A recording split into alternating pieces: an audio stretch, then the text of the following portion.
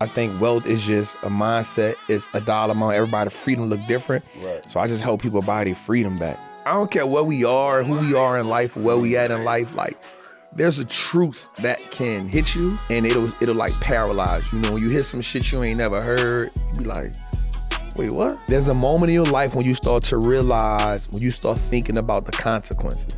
The minute you start thinking about the consequences, you are no longer fit for the streets. Money is a symptom to the overall sickness. If money gives you power, it's not the money that you're in love with. You're in love with the power that the money gives you.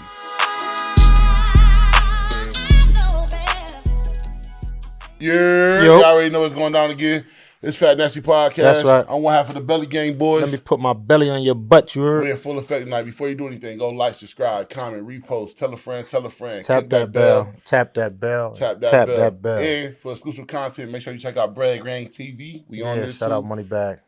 All that, man. Man, we got one of the dopest people to wrap the year up, man. I don't know if y'all know him, but we know him. Yeah, boy. Man, we got this one, man. This one we've been waiting for, man. Hey, man, since I seen him at a brunch, I ran down on him. I'm like, man, we got to get you on the podcast, man. It's just, man, like you said, just sitting here having a conversation with you, like, man, when you're looking at social media and you just keep seeing this one person that look like us, man, it's like, damn, he doing all this, all this. He's so dope. I got to sit down and have a conversation with him, man, just to pick his brain, man. So, man, we know who you is, man. Let our audience know who you is, man. What's good, man? Listen, thank y'all for having me, man. I think we'll just get into it. Yeah. They'll learn who I am, man. You know, it's Wall Street trapping, man. Y'all know I focus on helping us be empowered financially, dominating the stock market. You know, I help people. I don't like to say become millionaires because I think wealth is just a mindset. It's a dollar amount. Everybody's freedom look different. Right. So I just help people buy their freedom back. You know, that's the most important thing for me because you could still be $1 million slave.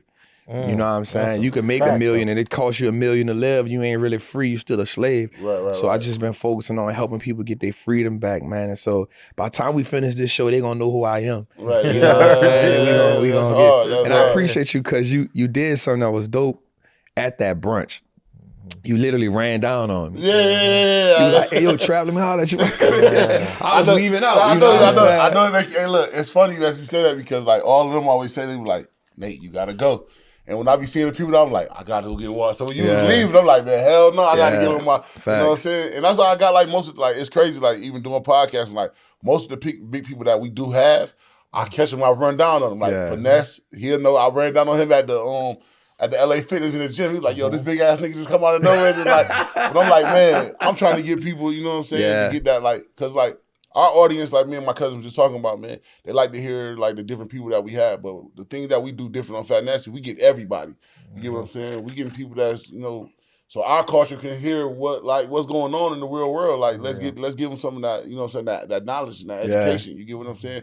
Because like everybody think you just woke up like this, man. Yeah, you get what I'm saying? And it came from a grind, man. So, you know, like I just seen a video, man, with you on top of the fucking Falcon Stadium and now you like, well, you know, that was just another part of the grind. Right. You know, I started, you know, my mom went to prison when I was about 13. My grandmother passed away. I was homeless literally for a stretch in my life.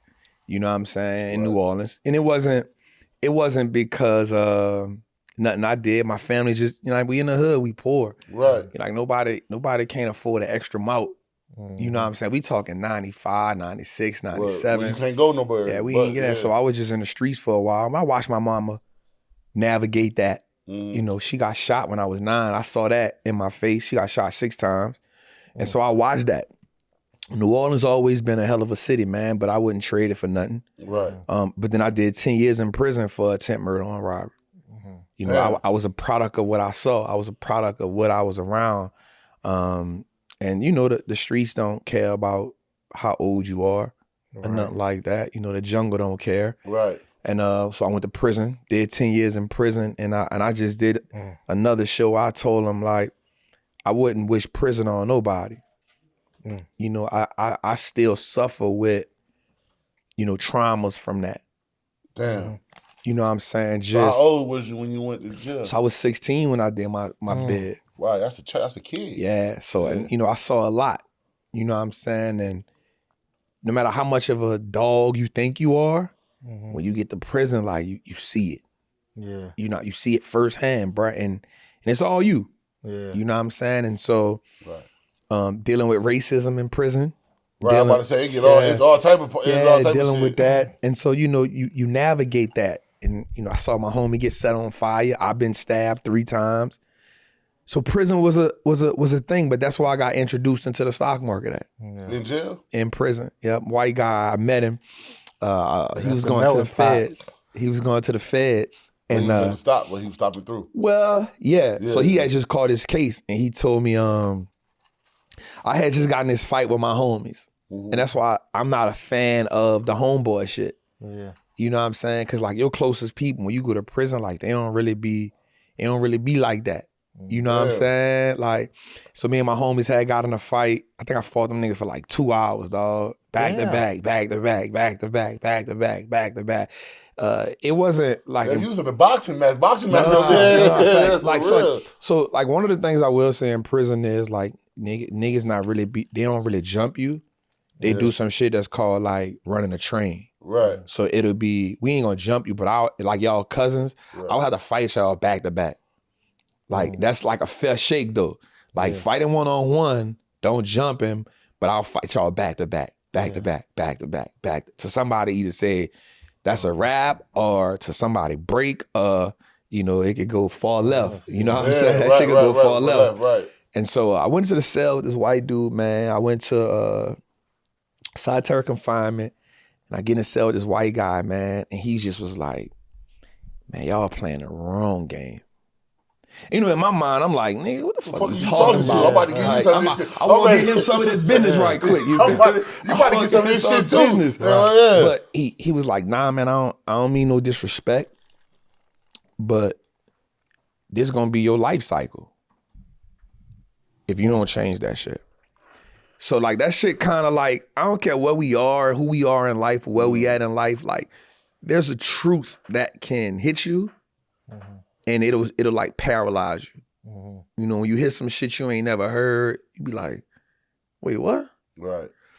And so we just went to running it in that bitch. And so he told me, wealthy people do 3 things, man. They start working for money, start taking their time for money. They learn how to make their money work for them. They learn how to give value to people. So I was maybe like 17 when he told me that. And this was the first time that I had ever seen $2.8 million on paper. So this 1999, he was in prison for embezzlement. So, right? I didn't even know how to spell that shit when I was 99, you feel me? He was in embezzlement. Yeah, he was in embezzlement. So he embezzled, he had $2.8 million. He paid restitution on $800,000. He kept $2 million. He did 18 months. And that was the thing that opened my eyes. I'm like, yo, I'm in this bitch on 10. I'm about to do a 10-year bid for a 10 murder. And he was like, you ever seen $1 million before? I'm like, hell no. Right. And so in prison, you got to see a person. One thing I'm going to say love, but one thing about prison is a person's paperwork can tell you who they are. Right. Unlike, today's world where you could just say what the hell you is. Like in prison, it's black and white. So when I saw that, I was like, damn, this is some real shit. I probably need to listen to him. Right. So just learned about that shit in prison, did my 10 years, really got on it, came home, and I felt like I could outsmart the street. Like I felt like I could outsmart the game. I felt like I could take dope money, put it in the stock market, but still sell dope. Because I'm like, yo, like this is what we doing. Anyways, you know what I'm saying? Right. And I used to be telling my homies about this shit. Like, yo, we, like niggas wearing Nike, yo, we can invest in that shit.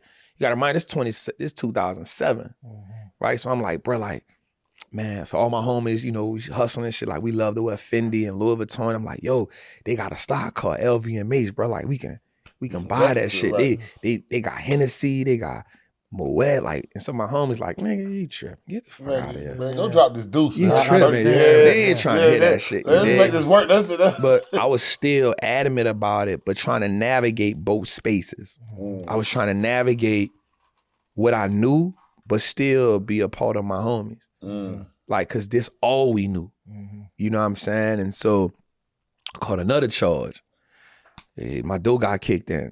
10 pounds of weed, $10,000, a 223, a 40, 100 X pills, and a pint of lean. So I'm like, fuck. Yeah, right back to I'm back. You feel right. me? Like, out of here. Yeah. But they kicked my door in with no search warrant, right? So wound up getting found out guilty on fruit of a poisonous tree. Mm-hmm. Y'all can look my shit up, Leon Harvard, state of Louisiana. My Yeah, paperwork yeah. good as a motherfucker. Yeah, yeah. You know what I'm saying? Look my shit up. good. You feel me? My shit good. You know? Right. Steady now. But that was one of probably the most scariest things in my life, going to trial. Mm. I had been shot already. I had almost been kidnapped before. But going to trial was kind of the scariest thing in my life because at that point I had no control of my life. That's real, and I've been there seeing that shit. I've been there before. Like you don't got no control. I don't got no control, man. right. And I remember my lawyer telling me, like, you can't look like that. Like, I looked defeated. I looked angry. You know, it was like, damn, because they looking at all this shit on the table, and now it's not about what's right or wrong no more. It's about who can tell the best story. Right. Yeah. It's not about right or wrong. Right? That ain't my peers. Right. You know what I'm saying? I don't know none of them. Right. Right? But all they know is they see a 223 on the table. They see a 40 on the table. They see this weed. They see this guns. And the lady saying he already went to prison at 16 for attempt murder on robbery. Yeah. This what he is. He a menace. He a nuisance. Yeah. You know what I'm saying? Yeah, don't no words hurt you when he said that? Man, that shit will defeat you. Bro, man. I was defeated. Right. Yeah. And when I you was hear them defeated. words, And I like was you like, said, it's the look. So it's the like, look. damn. What Like, I'm like, damn. Like, they can't. And my lawyer, and I, like, we became best friends, bro. And he was like, I know what this look like, but we not here for what it look like. We here for the law. Yeah. And the law says that they kicked this door in, and it was in there 2 hours before they got a search warrant. We don't know what that is. But we do know is, at the time I was working. Right. So it was like, man, look, he ain't been in no trouble. And he fought a good fight. And that kind of gave me a different look on the justice system. Right. It gave me an idea that right and wrong don't matter. No, sir. Bro, I know a lot of dudes in prison right now, bro. They don't belong in there. Yeah, facts. But they ain't had the money. And if they did have the money, they ain't had the lawyer to tell the best story. Yeah, word. Because we see it every day. Bruh. People getting released for being in prison for 30 years, Yeah, bro. wrongfully convicted. And I'm from Louisiana, so I'm from New Orleans, but Louisiana got the highest wrongful convictions. Right. And you can't even get them That's 30 crazy. back. Yeah. Nah, They try to hit you with some paper, but it's like, $1 bro. million. Let's be real. Yeah. You can't give me $2 million to get my 30 years back. Nah, you can't. That ain't gonna do It it. ain't worth Your it. mind don't even work the It same. don't work the 30 same. years in Like that 30 behind that wall. 30 It's like, years. come on, yo. You know how much changed in 2 years? Like, Yeah. like you just asked me, we sitting here, you like, damn, you bar still open? Yeah. Because you'd have thought that'd have been unchanged by now. Yeah. You'd have thought, but Yeah. no, Not being but around. it's like, And that's being a free man. Yeah, Just not and that's being around. Bro, it took me, so I'm 41 right now. right. I got home when I was 26. It took me about 7 to 10 years to figure out who I was as a free man. Just to adjust. Yeah. You got to think, because then you I went weren't to going prison in at 16. Yeah, 16. I was going to say Oh, that I'm young saying, age. yeah. Your You feel mind me? was different. Yeah, You became a everything was grown man different. in there. And behind, that's crazy. And then all the shit I experienced seeing in there. You know, Right. seeing niggas get set on fire. Seeing, bro, like I done seen niggas go in the toilet and get the shit they just shit and just throw it on somebody. Yeah. You know, I'm like, yo, what the fuck is this? This shit is inhumane. Yeah. This shit ain't right. But Right, then, right. but what happens in life with anything is you see certain shit long enough, you start to Let it adapt to adapt that to that shit. shit. Like Yeah. that. Oh, that's a regular shit. Oh, that's regular shit. okay, Yeah, bet. Oh, regular they. shit.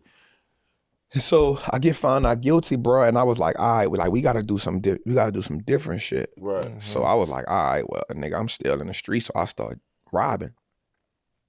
Start robbing hustlers, because an OG once told me, if somebody sell a nickel bag, they fair game.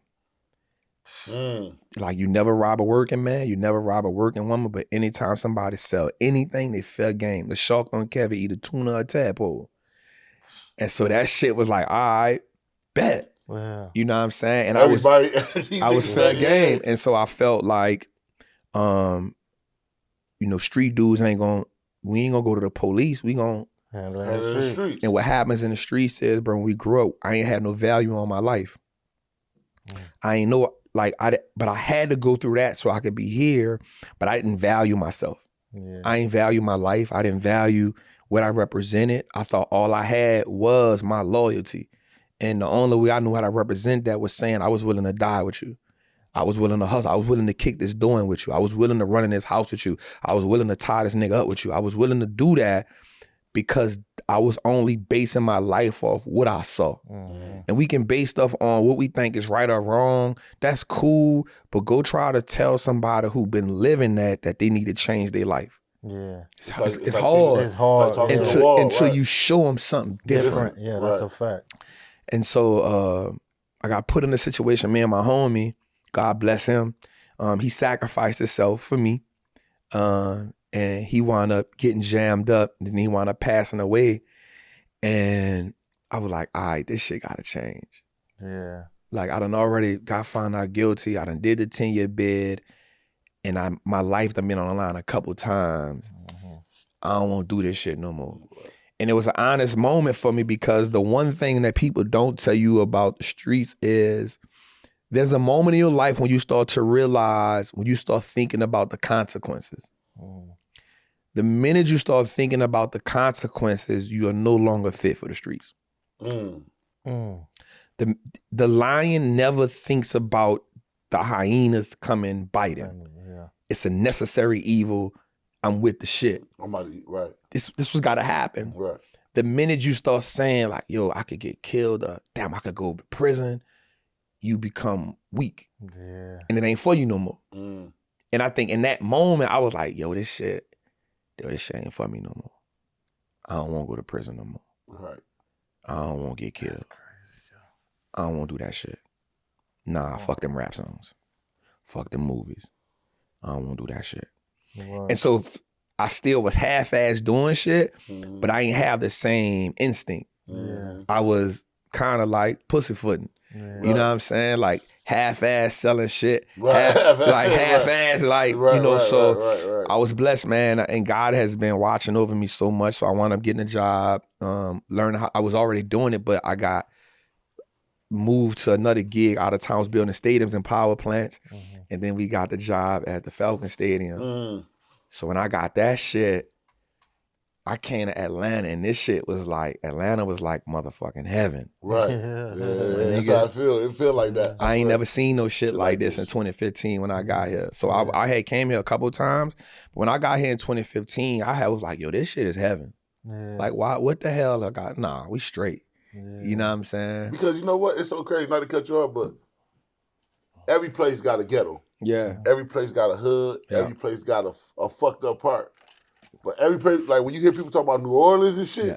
Nah, that shit different. Yeah, you knew it was different too, because when Katrina having niggas came here, them niggas was terrorizing the A. Niggas was fucking Atlanta up. That's what I'm saying. Houston and Atlanta, man, they was out here wilding. Say, I remember this song that I remember Tip wrote about it. Mm-hmm. And he said, you know, niggas be talking that shit, but them niggas from New Orleans came out here, everybody was quiet. You know what I'm saying? But the thing about New Orleans is it has a big city name. This is a small ass city, bro. Yeah. Mm. The crazy part about me from New Orleans is like you could be beefing with a nigga in Atlanta and never see that nigga again. Yeah.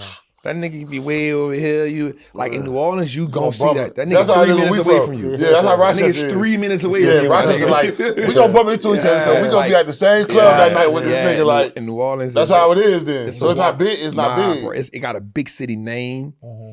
Got a big city feel, and we prideful like a big ass city. But bro, that shit's small. Yeah.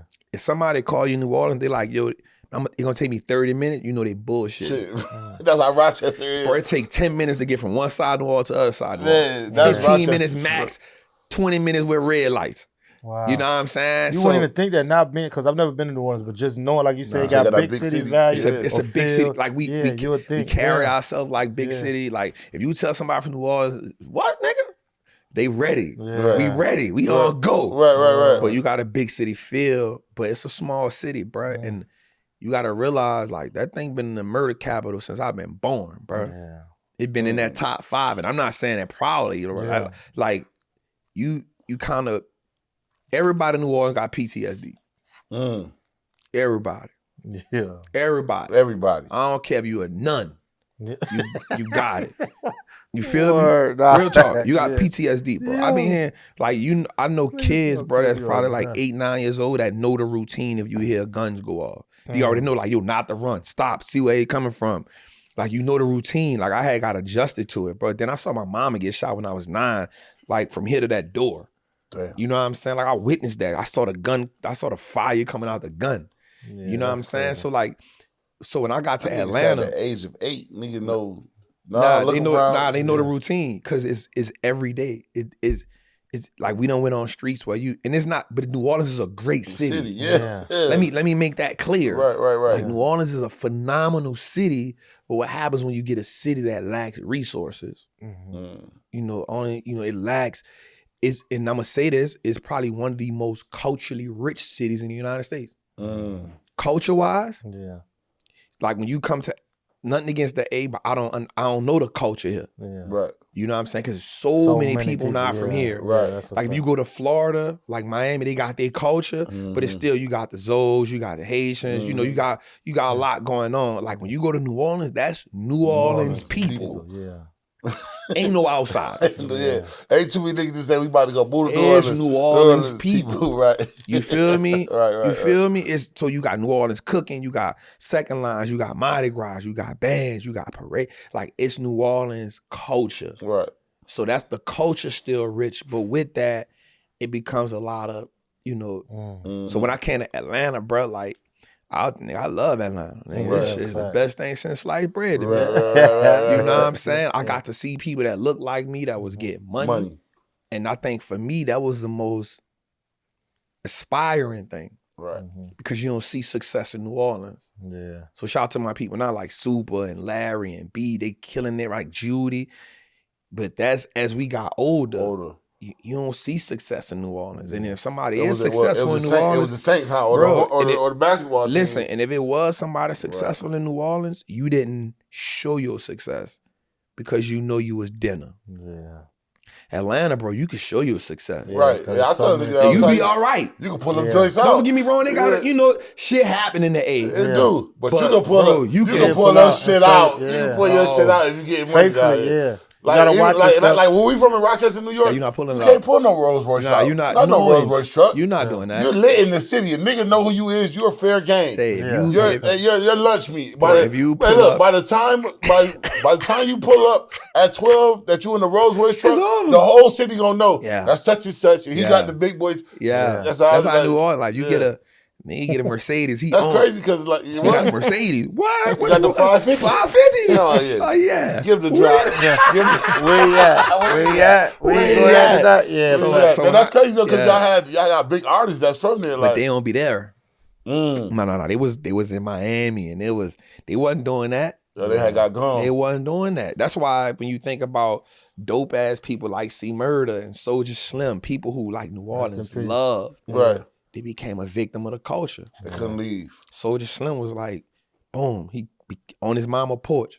You know what I'm saying? C Murder, his brother, but he been fighting for his life for 20 years now. Yeah, that shit is crazy. You know what I'm saying? Because you at home, you go to the club, action. Right. You know what I'm saying? It's action. So like people who usually become successful, they leave. Right. And that's what I love about Atlanta. The successful people in Atlanta don't have to leave. They just go move to Sandy Springs. They just go move to Alpharetta somewhere. Dunwoody or you feel me? And still pull up in the hood. And they love them. Right. But in New Orleans, bro, is not that. Right. You know, and when you don't see success, when you do see it, it's like that's a come up. That's a come up. So you been back to any Falcon games since you I always go back. Right. How did it make you feel though? Like I built this joint. I'm in this joint. I went to the stadium. The stadium was what actually helped fund my account in a large way. I was getting paid like $3,000 a week, and so, excuse me, I was living off 70% of my bread, bro. 2018, bro, I was sleeping on air mattress, dog. Yeah. You know what I'm saying? That's why I tell people now, like, sleeping on the air mattress now, man. My baby got a real talk. And me and my daughter slept on the air mattress together. She slept with me. Damn. 2018. And so consistency is what gets you where you got to go at. But more than just consistency, I have this saying where if a new truth collides with an old belief, you got to choose which one serves you at the highest level.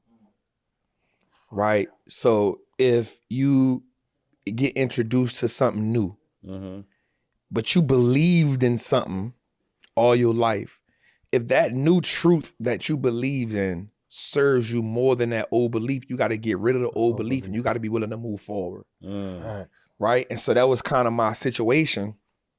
Even though the dude planted the shit in the stock market in my head. And that was when you were 17, right? Yeah. So, it took a while for it to go into fruition. And it's like a seed, man. We think about seeds. The roughest part of a seed is navigating through the darkness of being planted. In the dark, right? in the mud. In the dark, in the mud. It got to secrete itself. It got to create roots. So that takes time, right?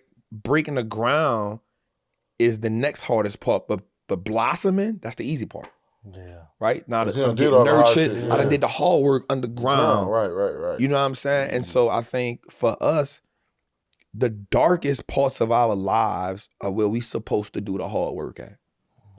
Right? So for me, it was, how do I change my life, bro? I ain't come to Atlanta to be no gangster. Yeah. I ain't come to Atlanta to be no real nigga. Right. Yeah. Man, I came to this shit to live. I came to this shit to not survive, but to thrive. So my old beliefs, like, they don't serve me right here. They don't serve me. If anything, they handicap me. You feel me? And so I'm getting, even now, bro, like with all the success I have, I'm still fighting old beliefs I had. You feel what I'm saying? Like, prime example, when you ran up on me, probably like a year prior to that, we would have probably been in a little situation. Right, because you'd be like, what the fuck you run up on me for? But I was cool. I understood the environment I was in.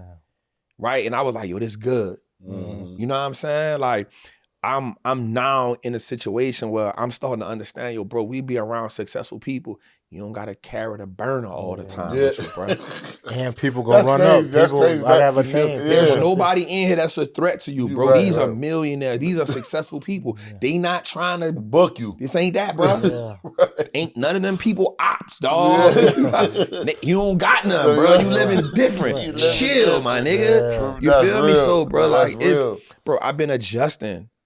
You know what I'm saying? I've been adjusting, bro. And it's a constant evolution for me. You know what I'm saying? It's bro, like they be giving parties, I don't be going. Neo, bro, where you at? Why you ain't at the party? Come out the house, bro. Right. Because I still got to get adjusted to, all right, this ain't that. You know what I'm saying? Yeah, this ain't like this success new. Yeah. This, bro, you not in it. You know what I'm saying? And so, again, there's new truths now. And they colliding with the old beliefs, and the old belief system is handicapping. And so, bro, you gotta let them go. You gotta relinquish all of them so that you can fully go into where you going. Because if you keep on holding on to them, bro, you'll only be a shell of what you're supposed to be. You know what I'm saying? And so for me, I love having the conversations, and I know there's more of me in the world. There's so many more of me. That's why I'm so authentic with who I am. Right. And I like people to see me evolve because I know how many dudes like, yo, I see Trav. Man, I like how he handled that situation. I used to be super aggressive, bro.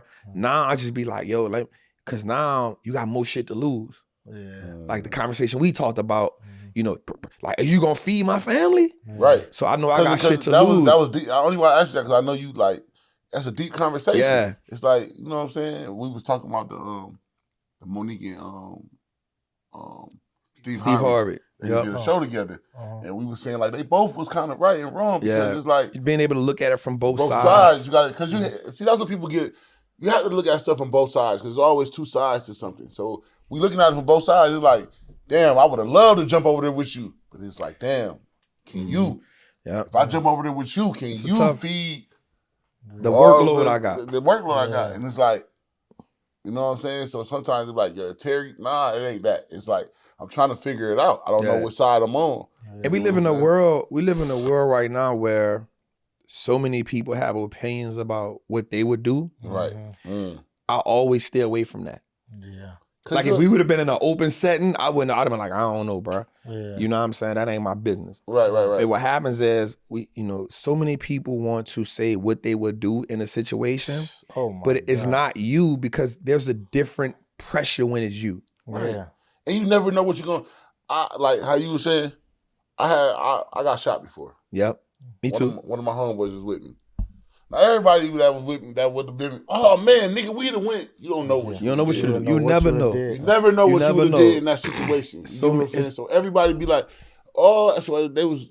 I'm like, bro, nobody knows when the heat is on. Yeah, it's a song. When the heat is on, you never know. You never know what you're gonna project that day. There's things that come into place when the heat is on. There's emotion. There's what are surrounding circumstances. Yeah, you know, how close am I with the person next to me?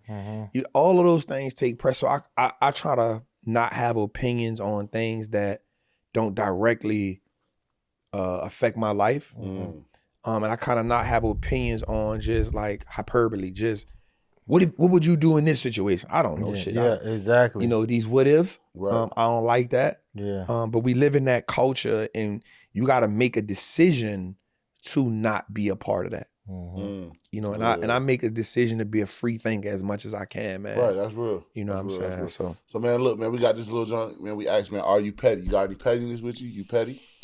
Am I petty? I think we all can have moments. It depends on like the circumstance. You know, bro, I'm still learning. Yeah. Right. So it depends on the circumstance. I try my best not to because I believe in karma. Right, I believe in that shit, and I believe if you do some petty shit, you can't be mad at the petty shit that come back to you. You know what I'm saying? And I got enough shit that I gotta deal with that's gonna come back to me already. That I done. You do not need to add to that list. So I try to keep. Because I ain't gonna lie, I think we sitting there when you be going through bad shit, like, damn, what did I do? Yeah. Damn, I remember I took old girl. You know what I'm saying? Yeah. No. So I try my best to, you know, so. The strongest thing you could do in this world is be a great decision maker. Because our life right now is truly based on past decisions that we've made. Right? Wherever you at in your life right now, I take sole responsibility for my life.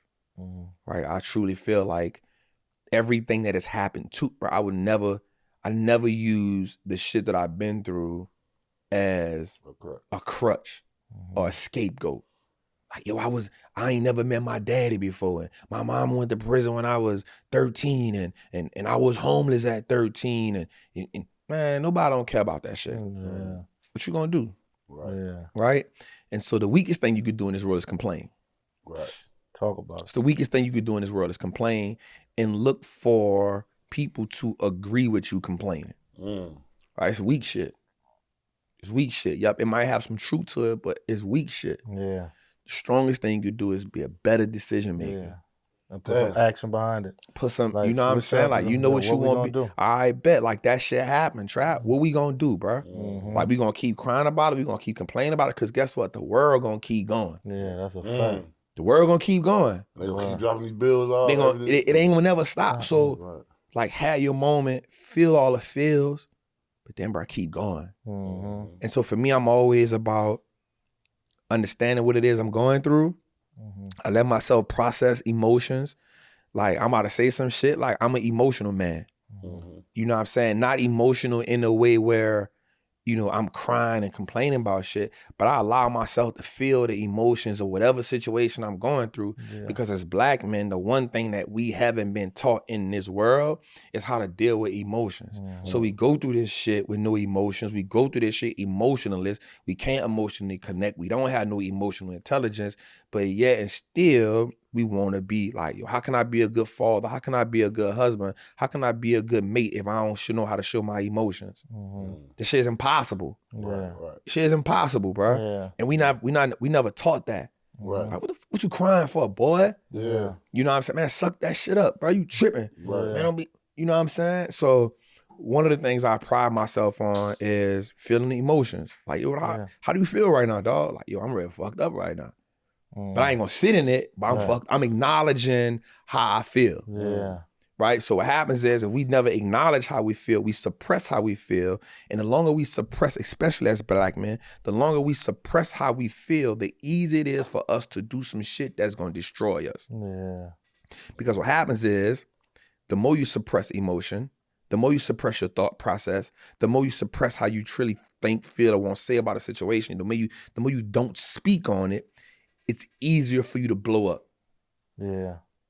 And then now the blow up may be something so simple. You be like, damn, bro, why the fuck that happened? Nigga, I've been suppressing emotion for 10 years. Yeah. That's why you press the button. You feel me? I've been suppressing this shit for 15 years. You know, and I'm not saying this as an advocate, but this could be one of the reasons why domestic violence can be a thing. Right? So what happens is a man doesn't have a space to express himself emotionally. A lot of times our women haven't been put in positions to learn how to nurture a man emotionally. So now we got two people that's looking at love two completely different ways, right? And so as a man, just like we supposed to give women safe spaces to feel how they supposed to feel, men supposed to have those spaces as well, right? And so as a man, like you ain't never been taught how to, you know, like watch this. How many times have you cried in front of a female, mama, grandma, auntie? You probably got count on your hand. Yeah, facts. It's not a thing you do. Right. It's not a thing you do. Because it's showing weakness. It's so soft. In our mind, that shit is weak. Yeah. Word. And we've been taught that. Right. And we've been taught to hold back your tears. Yeah. Right? But how many times have you felt emotional enough to cry all the around time. them? It's all the time. You feel me? Yeah. And so that's it. And so because we've never been taught that it's all right, and then here's what happens. So let's say you're in a relationship with a woman, you cry in front of her. Now your biggest thing is, damn, I hope she don't look at me like I'm weak. Yeah. You feel me? Right. I hope she don't use this I hope, I'm about to tell you, and the next thing is, I hope she don't tell me when she get mad at me, nigga, your crybaby ass. Bitch ass nigga. Bitch ass nigga. You feel me? Yeah. So now as a man, you walk through life fighting these silent ass battles. Yeah. You walk through life suppressing these emotions. Yeah. You can't tell it to your homeboy because y'all ain't never had that conversation on emotional intelligence. Yeah. So now we just walked around this bitch bottled up. Yeah. So now you drinking alcohol. Now you commit suicide. Now you be getting on drugs. Yeah. Now you become a womanizer because the way for you to release the emotion, let me go catch this nut right quick. Let me go deal with these women and do this shit right quick. And so now you emotionally still suppressed, bro. You feel me? And that all go back to what's ill about that whole shit, how that all just broke down and listen to that. That emotion, having that emotional balance helps with your decision making. Because when you understand your emotions and know why you feel like this, or why it gives you balance, like, hold on, let me process it. Let me take it in before I react out of whatever emotion is inside. You know what I'm saying? So that's crazy. Because men do, like you said, but it's not that they don't want to, but they don't have the experience or education or the talk down, to be like, yo, this is what I'm doing. That's how I'm feeling. And we need to create more spaces like that. Talking to your man or your homies or whomever, even if it's a female or something, like, let them know, like, yo, this just how I'm feeling, because we human. Yeah, bro. And like niggas do feel it. As black men too, be like, bro, yo. Listen, like, bro, it's so much. And so that's one of the things I pride in myself in, man, is processing my emotions, processing my thoughts, bro. Wow. And creating those environments for myself. You know what I'm saying? Like creating them for ourselves. Yeah. And, you know, I pray a lot, bro, because I still deal with, bro, I went to prison for shooting a man. Yeah. Shot a man 6 times, bro. Rap music, entertainment, they may make that shit sound cool, bro. But I'm gonna be the first to tell you, bro, that you live with that shit. And I ain't do that shit on no weirdo shit. I ain't shooting motherfucker from 7 blocks away. I was real close. Yeah. And that shit ain't normal. Yeah. And you learn not to deal with it. One, you learn not to talk about it because whether you did time about it or not, you don't want to talk about it because you got to relive that experience. But we never talk about the emotions that come with that shit. You know what I'm saying, bro? And so I started therapy a few months ago again, and I cried talking about the shit. Damn. You know what I'm saying? I was like, damn, bro, like, I ain't know that shit would bother me like that. I'm 41. That shit happened when I was 16. Right. Yeah. You feel me? I ain't know that shit would really bother me like that. But on top of that, damn, how did you feel when you saw your mama get shot? I don't know. I just dealt with that shit. Okay, now we gonna topple that with, bro, how many friends you saw die in front of your face? Okay, let's top of that, right? You know what I'm saying? Yeah. Like, damn. Yeah. So when I tell you niggas walking around through New Orleans was just PTSD, that ain't just New Orleans, that's in the hoods near you. Yeah. You feel me? But now you walking around with that as a man, you like telling your girl, I love you. Bro, you better unpack that shit. Word. Nah. You better go unpack that shit, dog. You feel me? Hell yeah. Because like you went around this. Nigga, I done seen 2 of my homeboys and I held them while they died. Nigga, what? Yeah. And then wonder why sometimes when niggas jump off, when niggas go crazy and snap, you be looking like, damn, why you did that? But that's why. It's like, because you never, watch this. We've never even grieved. Bro, we don't even grieve. We be so used to death, bro. We put the t-shirt on, we had a fun, done deal. Yeah. Next day. No, bro, dude ain't coming. I grew up with dude. Right. Yeah, word up. I just was on the phone with him. Yeah. We done did some shit together. Yeah, right. He gone. Right. Your job told you they want you to punch back in. You feel me? In 3-4 days. Violently he left. Yeah. He ain't just went to the hospital and passed away from a, no, he got shot 6 times. Yeah, somebody Stood took him over away. him. Somebody took him away. Yeah, bro, that shit ain't normal. Mm-hmm. That shit ain't normal. That's some war shit. That's why niggas come from war. They come back. They be fucked up. What happened to you? I had to drop 3 kids. You feel me? Yeah, he had the chopper on him. That's like, it. I had to drop him. I had to drop him. So think about that. And now the society doesn't teach us to navigate through those thoughts and feelings. Yeah. So now we gotta act like that shit all right. Mm. So now I gotta go on my life. I gotta love on my kids. Mm-hmm. Like that shit, you know what I'm saying? And so now I gotta holler at my homies. I gotta deal with my girl and, you know, with her issues. And I gotta navigate through this space. Yeah. And still act like, yo, I'm all right. Right. Right. That's why we do this joint on here. I'm gonna ask you too. Yeah. We do this joint and ask you how your mental state is from 1 to 10. Yeah. Oh, can't use 7 though. Can't use 7. We ask how your mental state is because you're an entrepreneur, man. Like you said, you do a lot of stuff. So we are like, you know what I'm saying? Outside of that, you don't had a hell of a fucking life, my nigga. I think for me, it's always a roller coaster. It's always a roller coaster. Mm-hmm. I have my moments, but I go to therapy, dog, and I ain't gonna lie, that shit probably the best thing happened. And I got dope mentors. Yeah. Like Eric Tom was my mentor. So shout out to E.T. I could call E.T. hard, bro. I could call the OG anytime and I could call him, but it's late. I wouldn't do it this late, but I know I can call him. He gonna pick that thing up. Right. Yeah. Shout out to E.T. You know, CJ, his right hand man, Tobe. There's some men in my life that I could call. Mm-hmm. They going, what's up, Trap? Right. They don't care what time it is. And then I got my therapist. You know what I'm saying? So I'ma say overall, I'm on a 10. Fire. I'm good, bro. Fire. Yeah, that's love. I'm so good, bro. Like, bro, I just did something amazing. Every Christmas for the last 3 years since I've been at this level of success. A lot of people talk about like generational wealth, stuff like that. And for me, what I did was I had somebody introduce me to these vacation homes, 16, 17 room vacation homes, bro. Mm-hmm. And so the last 3 Christmas I've been bringing my family. Every time I post this shit, the post go viral. Right. But I bring my family to these houses, and the house we was in this year was 15 bedrooms. Shout out to my guy Striker Eats, because I paid him to come cook for me. Oh, Striker, that nigga too. Striker's that guy. Striker, that nigga. Shout out Strike. Hey, Strike got to come bless one of these shits too one day, man. My podcast. Strikers is no joke, man. I brung Striker. I paid, and he was thinking, and I'm gonna say this, quality service, top tier. Man, fire. Man, that guy is dope, man. Yeah, so I flew him out. I paid him like 4 months in advance. He cooked breakfast, and he cooked Christmas Eve dinner, and then he cooked Christmas dinner. Right. And I was like, I know I'm taking you away from your family. I got you. And just having my family in that space, 13 bedrooms, pool, jacuzzi, bowling alley, Florida. Okay, yeah. Florida. And it's amazing. And I always take them one day to just teach them about business and financial literacy.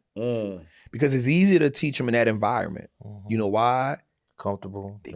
They not worrying about what the hell they got to go back home to. Yeah. In this moment, they like, yo, this a big ass house. And they understanding. I Like, think that's what you call a chandelier. yeah. You know, that's how they end this. Like, I think I heard of that shit before. When it's my first time seeing that, You know what I'm saying? Right, like, damn, this door heavy. How you open this big ass door? Yeah. You know, they got a bowling alley down there. Yeah. You know what I'm saying? Like, Yeah. nigga, what? Wow. They got a 13-room movie. Yo, they got 16 rooms in here. Right. They got an elevator in here. Nah. Yeah, word. You know, they got ping pong tables in this bitch. You already see them at the They got Boys and Girls Club. Nigga. We gotta chef all them days. We don't gotta cook shit. Nothing. And Striker cooking. I'm talking about real food. He Cooking. Yeah, that boy Striker be You feel cooking. me? Right. And so we've That been boy doing can that. cook. Yeah. And that's been amazing Right. for me. And I go in and we have one day. I maybe take 2 hours out the day. Right. And I just teach them about financial literacy and I teach them about business. But then the next thing I talk to them about is how do we pivot and increase our family purchasing power? Right? Like I can go get a couple $1 million or whatever. I can be building that, but it ain't no fun if my family can't come with me. Right? And I make them look long term. Like, yo, we not gonna change this shit in 1 year. We not even gonna change this shit in 3 years.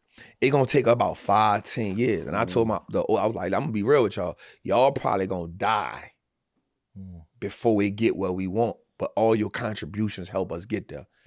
Understanding that you about to change the family narrative, and I'm not gonna do it just because I'm not gonna be the leader. We gonna structure this shit like a business. So because I got the knowledge right now, I'll be at the head, but we gonna have a secretary, we're gonna have a treasury, we're gonna have a board members. Setting up like we gonna set this shit up. Yeah, like a business. This ain't this. I can't just say let's go invest in something. We gotta vote on this shit. Does it fit the family right? Right, we gonna start our own bank, and if somebody wants to start a business and they want us to give us, they want the bank to get them a loan, they gotta write up a business plan.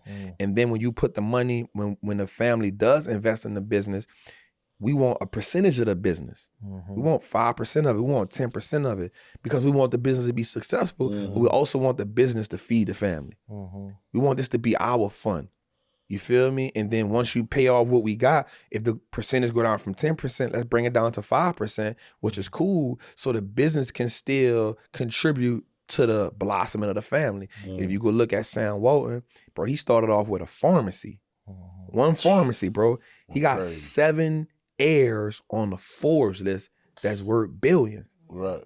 That's crazy. Bro, you don't just do that. Right. And what happens is you gotta lay down what I call family SOPs. Like you gotta put family standard operating procedures together. And I told my family this, I ain't forcing nobody to do it, but I'm gonna tell you something. Whoever don't contribute to it, you can't get nothing from it. You can't looking in. You can't get nothing from it. Right. Yeah. And people not gonna agree with it because what happens is everybody gotta make the sacrifice. Everybody gotta take a monthly percentage of what they made. I don't care if it's $100, put it in a pot. Yeah. Cause we gonna build it. We're gonna build it. We're gonna build it. And so it's now we set a new norms for the generations that's coming. Because a lot of times we be in survival mode and we just be thinking about ourselves. Yeah. But bro, like, ask yourself this question. When you die today or tomorrow, not even what was your contribution to the world? Bro, what did you do to change your family? I ain't even talking about the world, right? I ain't talking about I'm saying, what did you do in your existence that changed the needle with your family? Word. You feel me? Like, I ain't talking about going save the world. No. It's cool. Say your family. Just change your family dynamic. Right. Because Just everything help you that. did for the world don't really help your family feel me? anyway. So it's like you could have made this impact, but your family still Like they suffering. So for me, it was like, yo, I can't be riding around in a Bentley. I'm on my second one.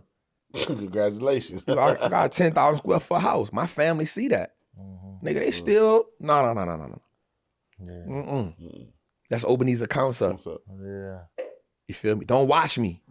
Yeah. I'm gonna show you. You're right. And you got access to me.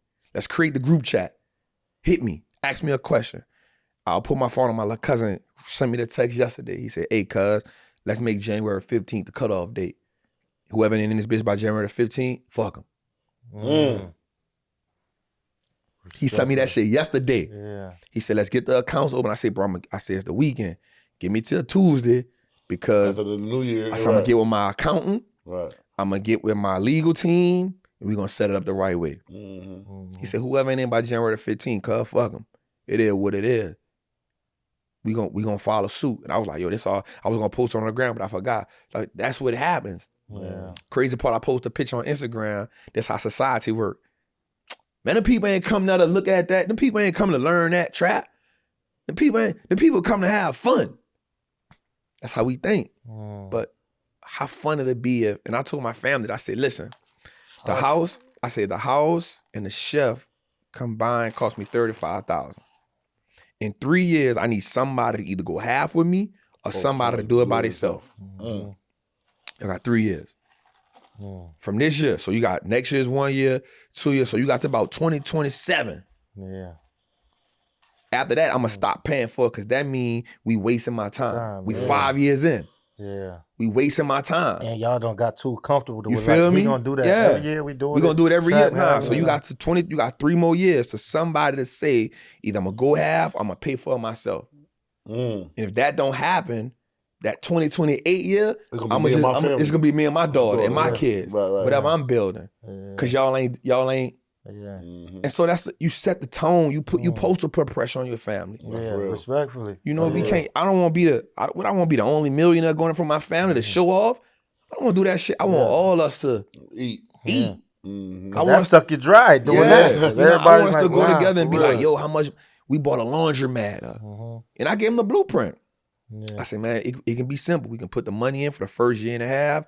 You know, I got some people that's in all the real estate. We can put it in stocks. We can play the option game. We can play it different ways, yo. We can buy some. We can do buku shit. It's a whole lot of shit we could do. Because you got the information. I got the information and I got the connection. All we got to do is come up with the bread. And I told him, I understand my financial situation and I'm going to still use my percentage. So I'm going to still put 5% of what I make in a month in there. I ain't even tripping. So whoever ain't contributing, know why I'm telling you I ain't fucking with you. Because I'm all in. I'm all in. Because I want give something. Yeah, I want my daughter, when she meet a dude, when she get older, yo, here's the standard we got over here. Yeah. And if you ain't, so our environment does 3 things for us. Our environment sets a standard for us. Our environment rewards the standard, and our environment enforces the standard. Right. So if you think about it, black man growing up in the hood, one of the standards was, you know, messing with a lot of females. Having to be built like this, you know, doing a certain thing. Then what happens is, once the hood acknowledges that, they reward it. You become, he that guy. He that nigga. And then they enforce it. Because now everybody else got to follow suit in order to get this status. What we start to realize is there's a reason why people want to leave their city and go somewhere else, because they no longer agree with the standards of their city. So I left New Orleans because I said, what, yo, this shit ain't gonna work for me. Yeah. I gotta go somewhere else. You know why? There was a whole different standard in Atlanta. It was high rises, it was Bentleys, it was dressing fresh, it was getting money. It was a different standard. I still love my city. There was a different standard here. And because it was different standard, what's the first thing somebody do when they come to Atlanta? I want to get me a high rise. Yeah. That's so funny. That's the first thing they do when they come to Atlanta. I want to get a high rise. Give me one of them condos. I need a condo. I need the glasses. I need the city view. I want to order Buckhead. Word. It's a new standard. Yo. And so I want to say, am I lying? Nah, that's why that's funny. That's why that's funny as shit. Niggas like what that I need a high rise. I need that motherfucker. You feel me? Every Buckeye see that. I need that view. Now the people from the A, they used to it. But somebody that's coming in, I need a new standard. So I want to just set new standards for my family, man. And I think we are in a time right now where so many of us, even what y'all doing, man, like we got so much access to information and we got so much access to people. Right. People. For real. Yeah. Nah, Your word. relationships. That's doing gangster shit. Yeah. Right. Word Real up. gangster shit. Yeah. Yeah, like. Yeah, not to go to jail gangster Yeah, shit. yeah. We talking about shit that can change your net worth. Right. changing the narrative of everything You feel across me? the board. And so man, I'm in just, situations. I'm a firm believer in not letting this time frame that we're in go to waste. I feel that. I said that because the other day we was just chopping it up. I'm like, damn, bro, like, it's dope to be in room. Yeah.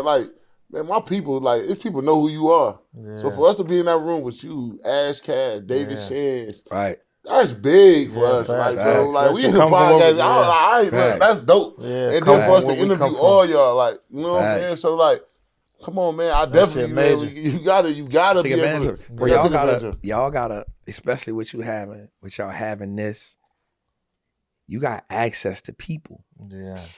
And that's what people miss, right? Like, I get it, yo. Like, you gotta get you some money, Right. right? I was talking to my brother 19 Keys today on the phone. Shout out to 19. Shout out to 19 And Keys. we was talking, and me and him always have the most thought-provoking conversations, right? But I always bring him back down to some nigga shit. You feel me? That's what, but you keep them grounded, Yeah, I though. keep him grounded. I always right. get it. Like, and we Right. always levitate. So I said, you know, Keys, I said, you know what to solve a lot of people's problems. They just need to get some money. I said, they just need to get them some money. I said, you know why? Because when they get them some money, they'll stop complaining about the bullshit that they complain about. Because when you get some money, you get a different type of problem.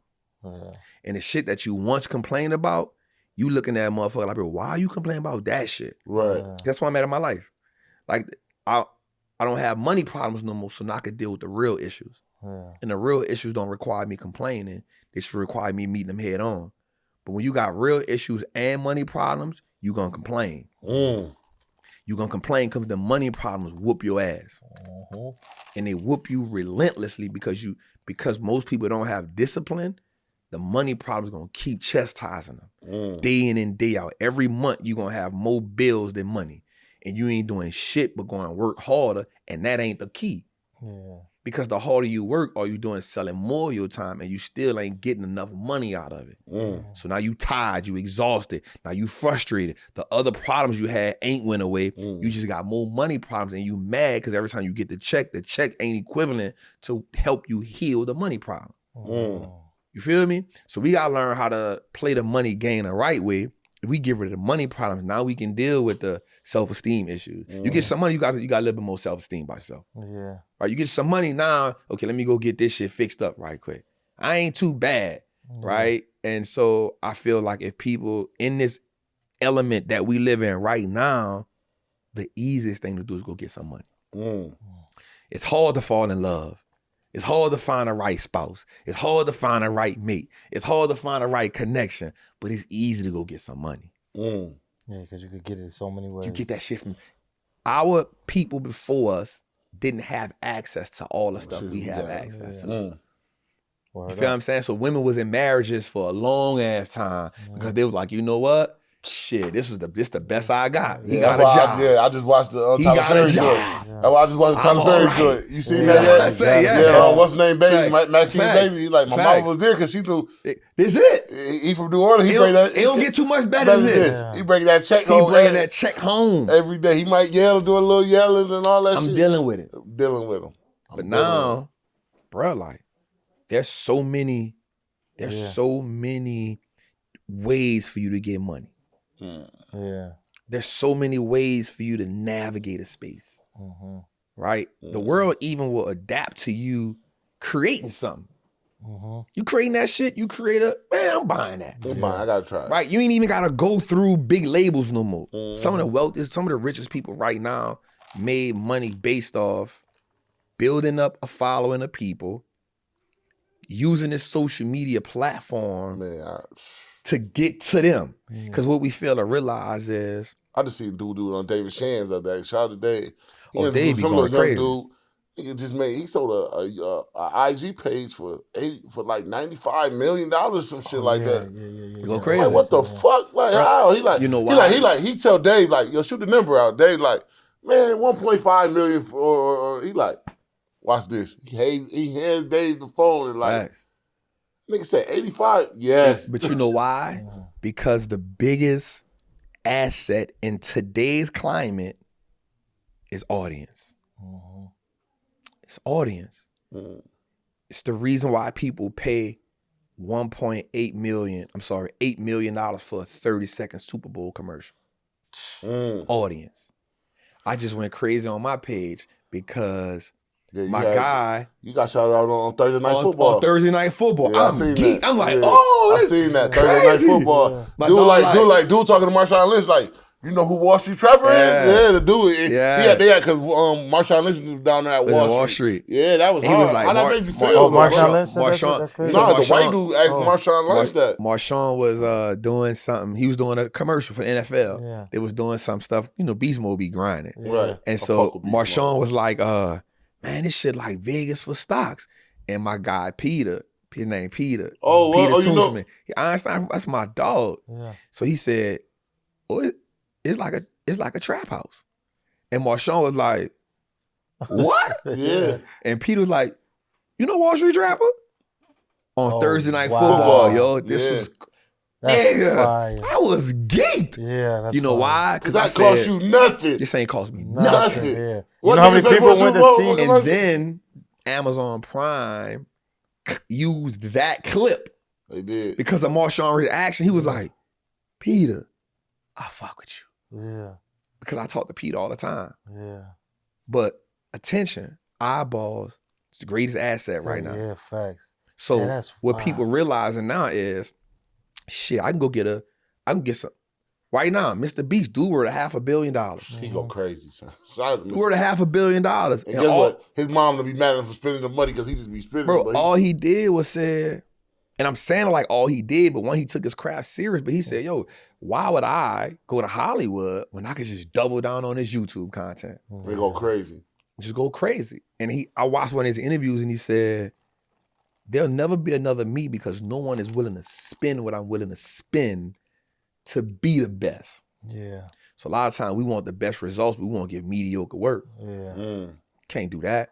We just talked about that. I just said the content game has changed, right? So at one time, 2018, 2019, shit, bro, I could do a podcast with somebody, they ain't had number like 4 iPhones set up. Yeah. Now, if somebody had me do a podcast, they got some iPhones set up, I'm like, bro, holler at me in 3 years. Yeah, word up. Holler at me in 3 years. So like if you walked in and seen iPhone, so you like, yeah. Holler at me in 3 years. Holler at me in 2 years. Right. Why, Trap? Because you ain't paying attention to the landscape. Yeah. I understand you just starting, but if you just starting, Wall Street Trapper shouldn't be your first guest. Yeah. Because you ain't built your audience up yet. Yeah. Go build your audience and then tell Trap come, because then we gonna move it. Yeah. You feel what I'm saying? It's not despising the small beginnings, but understanding where you at. All right, let me go. There's 100 other people I can go get my repetitions in with. So when I get Trap on here, I know how to interview him. I know how to talk to him. I know how to have a back and forth. I know how to let him go and me chill, because he gonna know how to let me go and I'm gonna navigate the conversation. Right. You ain't there yet. So it ain't time to have a Wall Street Trapper. And your audience now, the audience is different. The consumer is smarter. So if you show up and you trying to shoot it with 3 phones, your audience the audience now used to high level content. Even the kids, my daughter go on YouTube, bro, them kids' YouTubes is high level content. Yeah, no, that's a fact. So you ain't taking it serious. Right. I understand you trying to do what you have, but now you got to pay attention to the landscape. Yeah. Right. Because one thing the OG told me on the street, before you jump off that porch and sell anything, you better see who all on that block. Who's selling what? Who's selling heroin? Who's selling pills? Who's selling crack?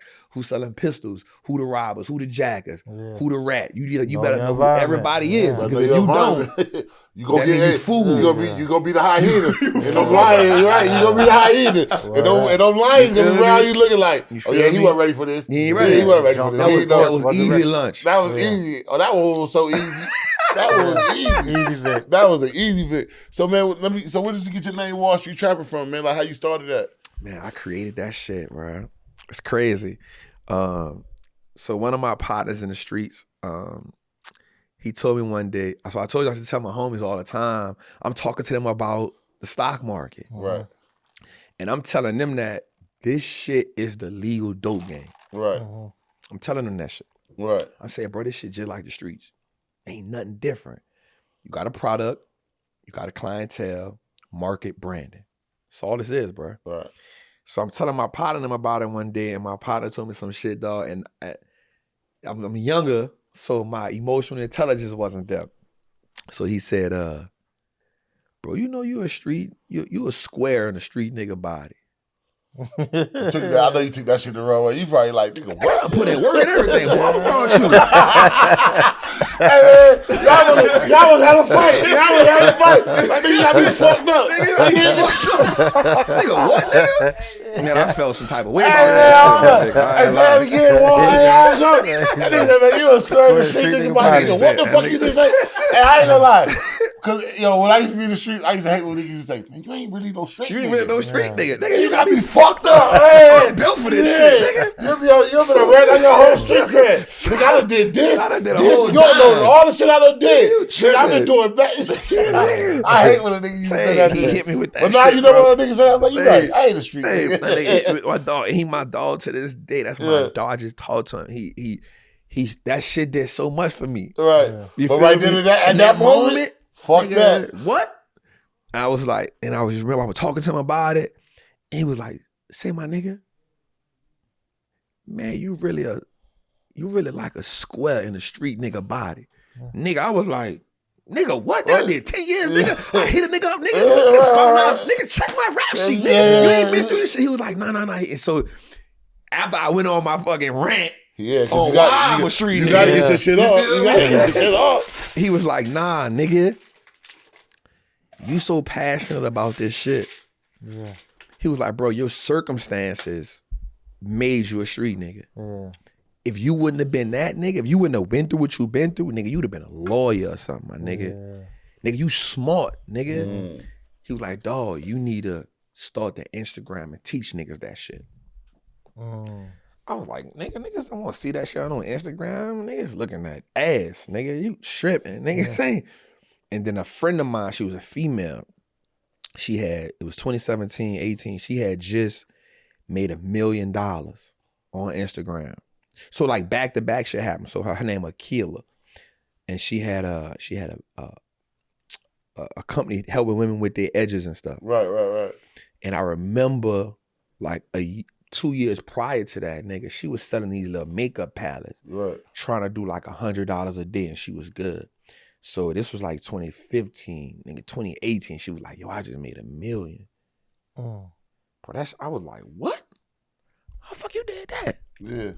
And so she had went to dealing with these financial advisors, and she was like, "Man, I'm scared to trust these white folks with my money." And I was like, "Man, how much money you trying to put up?" She was like, "She was trying to put like $300,000. Like, man, look, buy this stock, do this with this stock, do this. Go ask them if they could do that." She was like, "Wait, hold on, how you know that shit?" I was like, "Man," she was like, "Yo, you need to start an Instagram." So this around the time Instagram was just for iPhone users. Right. You know what I'm saying? So I was like, "Man, I ain't starting on Instagram. Nobody don't hear that shit." She was like, "Nah, you need to start an Instagram." So I just was like, "Damn, that shit might be something." Right. So I remember following this lady one time. Her name was the 6-figure chick. And she said something that was dope. She said, most of y'all failing because you trying to mix your personal page with your business page. If you're going to start a business Instagram, you need to have a whole separate page.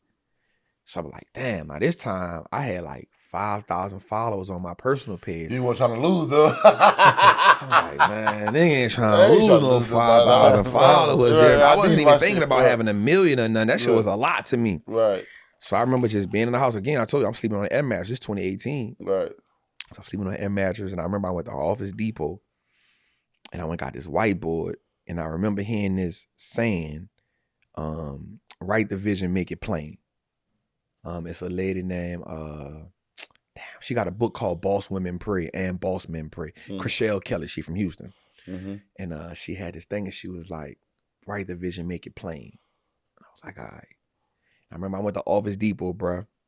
And I went to my room. I just got off work, working on a power plant. And I just wrote a circle. And I put logo. And I was like, fuck, I got to have a name. So I remember I wrote the name of the business down, Furniture After Wall Street. She just came to me because I figured if I could my whole goal was to get street niggas and strippers to invest their money. It wasn't about trying to be who I am now. Right. It was, how do I get people that's from where I'm from who got money, who I know run through money. Yeah. How do I get them to put their money here. Mm-hmm. And the reason why that was important to me, because I told you when the people kicked my doing, bro, they took my Cadillac Escalade, they took all that, but the only thing they didn't fuck with was my stock market accounts. It's the only shit they didn't mess with. And I was like, oh, this shit crazy. Yeah. So in my mind, I was like, oh, street niggas put their money in here. Oh, this a game changer. Yeah. I was like, oh, this a game changer. And I kind of felt like I was mad because I felt like the police they thought I was stupid or something. I don't know why. I just felt like, why y'all didn't treat me like y'all, if it was a white man, y'all would have fucking looked at his stocks. I felt like that. I don't know why, Right. but I felt played that they ain't fucking my stock shit, money. yeah. And so I came up with the name From the Trap to Wall Street, and then I was like, damn, well, if I'm going from the trap to Wall Street shit, that shit make me a Wall Street trapper. Mm. That shit came back to back. I didn't think about it. I didn't switch. It just came to me like that. Right. And I just embodied it. You know what I'm saying? And I remember watching my friend Super and my friend Judy. At the time, me and Super was cool. Me and Judy grew up, later on we got cool. But I remember watching Super just being They go so crazy. Yeah, I just remember her being so authentic on Instagram. I remember her just being on live for hours. Yeah. Just doing shit. And I was like, and I remember she made $1 million in a day, in an hour. First time that shit had ever happened on the internet, dog. She did that shit. I said, wait a minute. Then she did that shit again. She did that shit back to back. I ain't never seen nobody do that shit. Yeah. And I knew where she was from. Mm-hmm. She was the hoodest of the hood rats. And I'm not saying that in a bad way to discredit her. Like, she was a New Orleans girl. Yeah. She was a hood chick, dog. Right. Yeah. Rapping.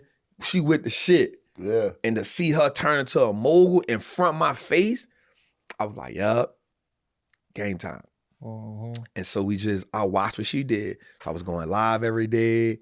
And then I didn't know how to make content. So I used to ask all the people, because it was a bunch of like kids and white dudes. Mm-hmm. And I used to DM them to ask them to show me how to make content. None of them ain't want to show me. So I was like, all right, I got an idea. I'm going to just fucking go live every day and talk about this shit. And then I had a friend who created an ebook. She showed me how to use Canva. And I started making content on Canva. And shit, I just was consistent with it, bruh. I ain't stopped. Crazy. I was going to work 10 hours on them white folks' job, building them stadiums and shit. I would come home and just be doing content all day, dog, creating that shit. And so I never stopped. I never stopped, and I paid attention to the landscape. Before I know it, bruh, shit, I had done did the Breakfast Club, I had done did Ellen, I had done did EYL, I had done did so much shit, and it was just being authentically me. Yeah. Like I told myself, I'm not putting no suit on. I'm wearing my hoodies, I'm wearing a t-shirt. I know who I wanted to represent. Yeah. And I ain't want to represent nothing else. You know what I'm saying? And at the time, they probably had other people, but I didn't see nobody else that was other than white folks talking about the stock market. No, that's and this ain't no shot to because Ian said he was doing it, and I'm not mad at that. That's my dog. But I didn't see nobody. Social media is huge. You know what I'm saying? But I didn't see nobody on that platform banging out every day. I was going live 2-3 times a day, all at work. You know what I'm saying? And then I quit my job and I went slept on my gray iron sofa for a year. I was like, I'm all in on educating people. And I was educating and I was making money because I was investing 70% of my money. Yeah. So that's why I was sleeping on the air mattress. You know what I'm saying? You gotta remember, I was making $2-3 grand a week. So I was probably living off like $500, $400. Me and my partner was splitting the apartment because we was out of town. I'm on the air mattress, he on the air mattress. I'm putting all my money in the market. You know what I'm saying? I was like, yo, this shit gonna change my life because there's nowhere in the world that these white folks been doing this shit for generations and I can't do it. Right. Yeah, facts. So how you feel about Wall Street? Like, how you feel about that? I think it's the most gangsters game in the world. I think it's the most gangster shit in the world. And I think that every black person in America should be playing it. Yeah. Without a doubt. Yeah. I don't have nothing against real estate. I don't have nothing against none of that. I think you need all of it. But if you serious about making your money move, man, you should not, you can't afford not to be playing that shit. Yeah. So let me give you an example. Mm-hmm. If you go look at the top 10 richest people in America, go look at it. Mm-hmm. Not even, go look at the top 10 richest people in the world. Mm-hmm. Here's what you're gonna find. All of them have companies, without a doubt. Mm-hmm. But all of them got stock in their company. And there's a reason why. So when you get on the internet one day and you see Mark Zuckerberg made $12 billion today. Mm-hmm. He ain't go earn that shit and bust his ass for that. His stock went up so much and his net worth increased by $12 billion. Mm-hmm. It wasn't because he went sold some advertising. It wasn't because he went did some shit. It's because he put a report out and he said, yo, we got 100,000 more active users. $8 million was spent on Instagram. We got 8 different ad suppliers. Watch time for the average household is up by 10 minutes. And the stock market said, yep. Reels making money. Yep. The stock market people said, yep, I won't buy some more of that. And probably 40 million shares got bought and the stock went up. And guess what? Because he owns so many shares of Facebook, his net worth just increased by $12 billion. That's how the game go. Just Damn. look at that. This nigga, you go look at the richest people in the world. You know why they're the richest people in the world? Is because they've been even Elon Musk, bro. He owned Tesla stock when it first IPO'd. It probably IPO'd at $40-something, right? He probably bought millions of it at a cheap price, and they just hold it. It's my company. Why would I get rid of it? Mm. Right? Why would I get rid of it? Think about this. Jeff Bezos, guy who owns Amazon, he just sold $148 million worth of Amazon stock, and he still owns 980 million more shares. So it's like That's fucking crazy. It's like, yeah, it's like it sounds good, but it's like what the fuck are we doing, bro? Yeah, that's crazy. Like, what are we doing? Like, what are we doing? Like, this shit pisses me off because, bruh, we'll blow some bread. Mm-hmm. These fucking shoes probably were like $400, I think. But it's 2 Apple stock. Mm. 2 Apple stock. But watch this. $400. Just this year, Nike was $89. That's 4 Nike stock I got on. Mm. You feel me? And so the average person gonna be like, man, I can't do nothing on no 4. Yep, you can. Turn a 4 to 8, nigga. Yeah. Turn the 8 to 16. Turn the 16 to 32. Turn the 32 to 64. Turn the 64 to 128. Keep going. Yeah. Keep going till you get 1,000. And then say, you know what? Let me turn 1,000 to 2,000. Let me turn 2,000 to 5,000. Because guess what? Every year your net worth just went up. But we ain't even thinking net worth. We just thinking bank account. They're playing a different game, dog. Yeah. They playing a completely different game than us. That's why we trying to go work for money. And if you gonna go work 2 jobs, I ain't never seen a person work 2 jobs get out their situation. Never. Go think about it. How many times you seen a person working 2 jobs and they be like, yep, my financial situation changed. They usually quit that shit after a certain amount of time because they be wore out. Yeah, that's a fact. They wore out. Mm. So if you gonna go work the 2 jobs, say, guess what? The whole second check, I'm gonna invest all that shit. right. And I'm gonna start doing more with less. And bro, I promise you, bro, this shit, bro, the shit made so much sense to me. The first, I remember making my, like. I'm about to ask you, how when you make your first, like, what was your first stock that you bought? That you Ford, bro. I never forget Ford. this shit. And Ford, I was like doing the this car? shit the wrong. I was doing this shit the wrong way in the beginning. Okay. I was doing this shit the absolute wrong way in the beginning. And so, you know, that's why I teach people about how to really do it. But I remember just saying like, damn, I had $1,000. That shit I went to $1,500. I ain't did shit. Boy, there's some gangster shit right here. And I remember every time I would re-up, I would have re-up money and I would have investing money. Every time. Okay, this is my re-up money. I need this to get back. Shit, some of that shit gotta be investing money too. I bet. Then I remember I was working. I was like, all right, well, we ain't hustling no more, nigga. Guess what? If we invest 70% of that shit, nigga, we could live off 30%, nigga. I ain't trying to impress nobody. I'm gonna sleep on this air mattress, nigga. I ain't tripping. You know what I'm saying? Fuck it. I'm good. Who am I trying to impress? I'm working 7 days a week, 12 hours a day. Who fuck I'm trying to impress? Wow. Man, I'm good, man. I was putting that shit in there, dog. I do that shit to this day. I invest at least 40, 50% of my money. Because I know one thing, bro. At any given day, and God, knock on wood, don't happen, man, my business could collapse. Anything could go fucked up. But guess what? I know how to get some money out that market. I done had $100,000 days. I done had $50,000 days. I done had $20,000 days. But nigga, I done lost $50,000 before too. That shit come with the game. Right. That shit come with the game. You can't tell me nobody who ever hustled in the street, if you ain't got robbed, if you ain't had to just throw a pack to get rid of it so you don't get caught, you done had to get bond money, you had to get lawyer money, you done had to blow some bread, you had to help your partner run out. off. You had to help him get up the plug, done show you some bad work, nigga done show you some procaine, nigga done show you some, come on, man. Right. No, that's a fact. What you talking about? Right, you don't lost that come with the game. Losses come with the game. Yeah. What we crying about? Right. But the problem is we be scared of losing money that we can't control, but we'll go blow some money. We don't give a fuck about it. Right? So we got to change that mindset that we be having about money. Bro, that shit is not for us to hold on to. That shit is for us to build with. Word up. I don't want to look at that shit in my bank account. That shit ain't doing me no good. The white folks making a whole bunch of money off my money sitting in the bank, bro. I'm about to go run this shit up the same way they running this shit up. And God forbid they done let me figure this shit out. Now I just got to get access to the next set of knowledge because that's just the first level. There's another level. And I just got to keep playing the money game. I ain't content with this shit.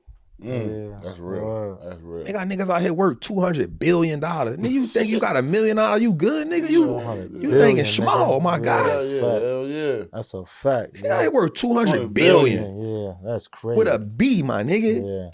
Word. With a B. Don't even know how I feel if he lose $2 million. Come on, man. He a shit $2 million. Come on, man. And you talking about, I got 100,000. You don't get your low level, you thinking low level. Yeah. But what happens is, that's what you think on when you in survival mode. Yeah. When you in survival mode, bro, 100 grand, I get it. I don't be tripping. I understand it, but if you stay there, you can't never expand or grow. Can't never, bro. I'm a fish. Man, I gotta keep putting myself in big old ponds because I'm gonna outgrow them small tanks. I gotta go to another one.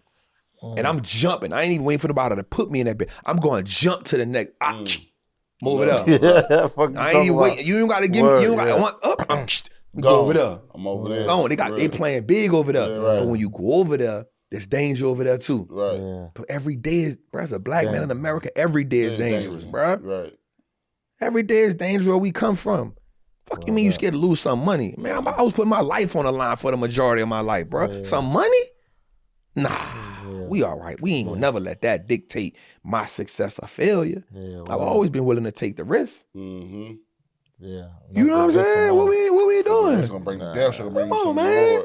So every black person in America, bro, need to be playing this game.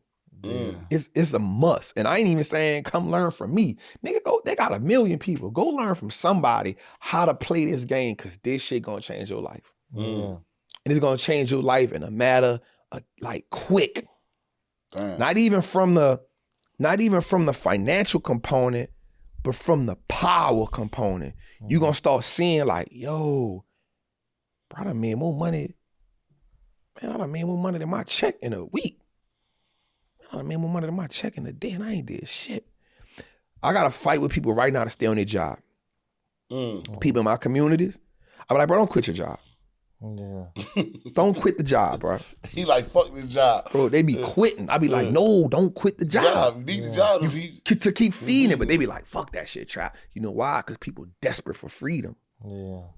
That's why I say it ain't about a dollar amount. It's about freedom. It's about freedom. You ain't never, bro, I got people, bro, this is love. Dude hit me the other day and he said, Trap, I just want to thank you because I posted it on my page. He said, it's not just what you helped me make. It's the possibilities. Because I'd have made 10,000 in a day. I'd have made 15,000. And now I'm showing my family. And I'm showing them the possibilities. That's the power of this shit. What happens when the people behind you don't got to say, well, I'm going to go get a good job and, you know, I'm going to go be an investor. That's what I'm going to go be. I'm going to go learn how to invest. Because guess what? The person who worked the job, you get taxed the most. You get taxed higher than anybody. You get taxed at 32%. But guess who America rewards?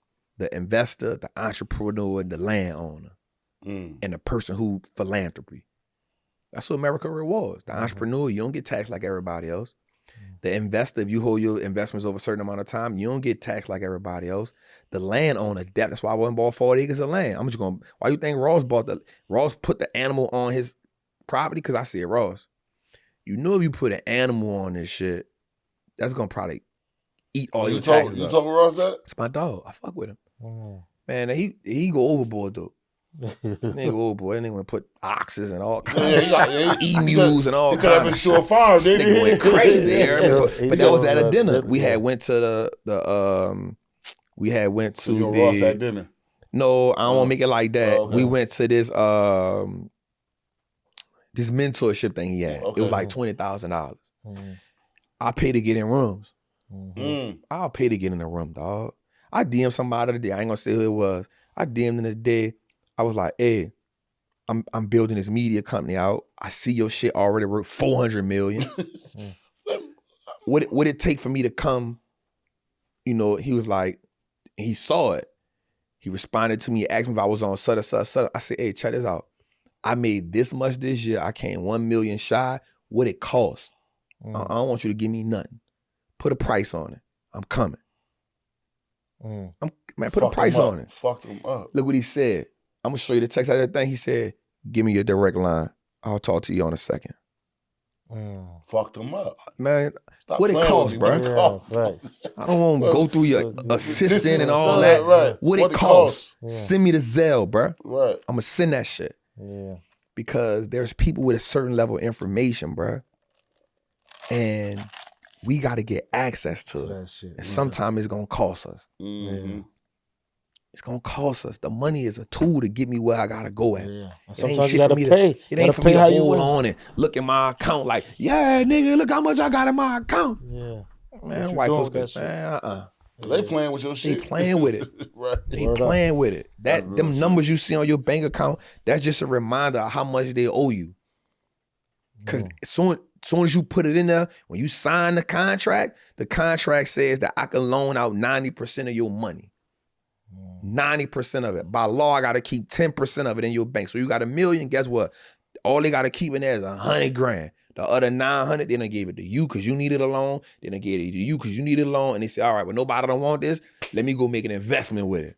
And the numbers just show that. It's the numbers just remind them. That ain't even for you, bro. That shit is to remind them of what they owe you. Yeah. Oh, damn, he won't go get some money. And guess what? When they do remember how much they owe you, you can only go get a certain amount anyway. Okay, yeah. Go try to pull a whole thing out. Man, you got to down and sign a fucking debt certificate. You know what they gonna say? We don't got it. You must give us 5 days. Yeah, we don't even got it. Yeah. We don't got that in here. Yeah. You know what I'm saying? So we gotta learn how to play the money game. And the money game ain't. I don't have nothing against nobody working a job because everybody can't be entrepreneurs, but everybody can be millionaires. That's the difference. Everybody can be a millionaire. You don't got to be an entrepreneur to be a millionaire. The richest people in the world are millionaire entrepreneurs and investors. You can go be an investor. Because once you start making money, your whole lens on life is going to start, you be like, you know what?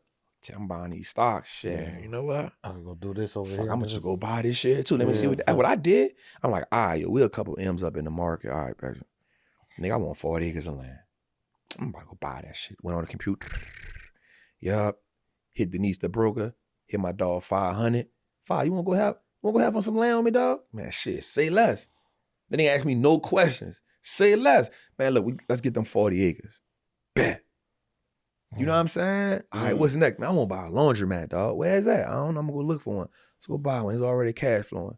You just start playing Monopoly in real life. The word. Damn. It's one of my favorite games, too. There it goes. Say it again. What we doing? We playing Monopoly in real life. life. And guess what? They got a Monopoly game. They got stocks. They got railroads. They got real estate. They got taxes. They got charity. Yeah, you got to pay. They show you all that shit. You got to pay to play the game. Yeah. That shit and you real. make deals on the game while you doing it. That's real shit. So who's the better player in Monopoly?